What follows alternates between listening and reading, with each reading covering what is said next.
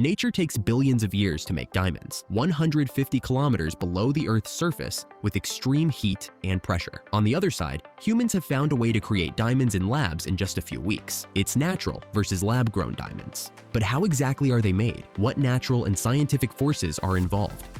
Today, we're going to reveal the secrets behind both of these amazing processes. From the Earth's fiery depths to high-tech labs, we'll show you each step of how diamonds are created. Our story starts way below our feet, about 100 miles deep inside the Earth. It's super hot down there, hotter than your oven could ever get.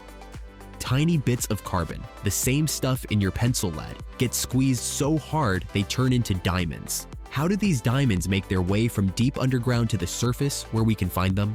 Thank volcanoes. Powerful eruptions shot diamond-filled rock towards the surface. As this rock cooled, it formed special pipes filled with a bluish rock called kimberlite. These pipes are like treasure chests, hiding diamonds inside. So how do we find these hidden gems? In regions like Siberia, Africa, Australia, and Canada, modern-day treasure hunters use special tools like satellite pictures and ground-scanning radar to look for signs of these diamond pipes. Once identified, the site is prepared for extraction. The mining process starts with drilling deep into the earth and using controlled explosions to break up the kimberlite rock. Every day, thousands of tons of rock are blasted to uncover the hidden diamonds. The ore is then transported to the surface using massive trucks, each capable of carrying up to 170 tons of material, and taken to processing plants for further treatment.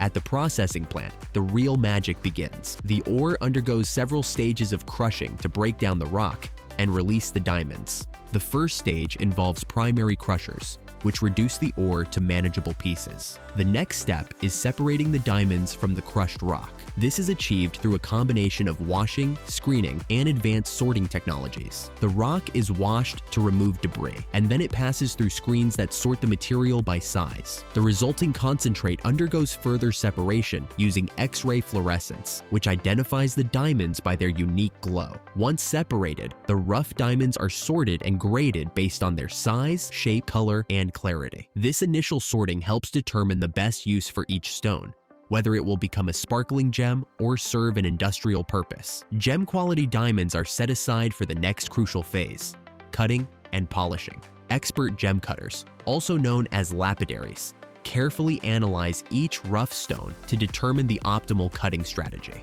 The goal is to maximize the diamond's brilliance while retaining as much weight as possible. Using laser or diamond-tipped saws, the rough stones are cleaved along their natural planes to create the basic shape. After cleaving, the diamonds are shaped and faceted. This process, known as bruting, involves grinding two diamonds together to round them into shape. Each diamond is then meticulously cut into multiple facets using precision tools. The most popular cut, the round brilliant, features 57 facets designed to reflect and refract light for maximum sparkle. Polishing is the final step in the transformation of a rough diamond into a dazzling gem. Each facet is polished to a mirror-like finish using a rotating wheel coated with diamond dust. This painstaking process ensures that every angle and surface of the diamond is flawless, enhancing its natural brilliance and fire. Once polished, the diamonds are graded by experts using the 4 C's: carat weight, cut, color, and clarity. This grading determines the diamond's market value and ensures that each stone meets the highest standards of quality. From the depths of the earth to the skilled hands of cutters and polishers, the journey of a diamond is nothing short of miraculous. Now let's talk about lab-grown diamonds, how they are different from natural diamonds,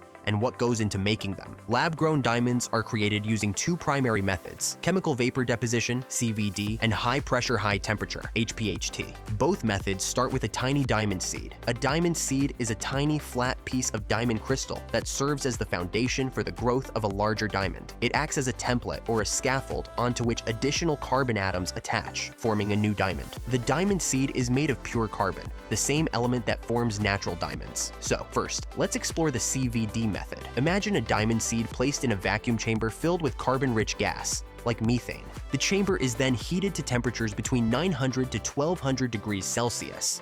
This extreme heat causes the carbon atoms in the gas to break apart and settle on the diamond seed, layer by layer. As the carbon atoms attach to the seed, they start to form the crystal structure of a diamond, slowly building up over time. Now, let's talk about the HPHT method. This technique mimics the natural conditions found deep within the Earth's mantle. A small diamond seed is placed in a press where it's subjected to pressures up to 2.5 million pounds per square inch and temperatures as high as 2,200 degrees Celsius. Under these intense conditions, carbon atoms crystallize around the seed, gradually forming a larger diamond. The HPHT method is renowned for producing high-quality diamonds quickly, making it ideal for industrial uses. These diamonds share the same structure and properties as natural diamonds. Once the diamonds are grown, the journey continues in lab. The diamonds undergo a series of steps to transform from rough crystals into dazzling gems. The first stage is the extraction. In the case of CVD diamonds, the grown crystals are carefully removed from the chamber. For HPHT diamonds, they are extracted from the press after cooling.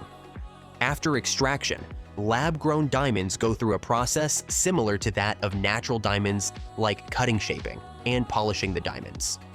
So, what is the difference between natural and lab-grown? Natural diamonds, formed over billions of years under immense heat and pressure deep within the Earth, are prized for their rarity and unique origin. These gems often hold significant sentimental and historical value, making them a timeless investment with well-established market recognition.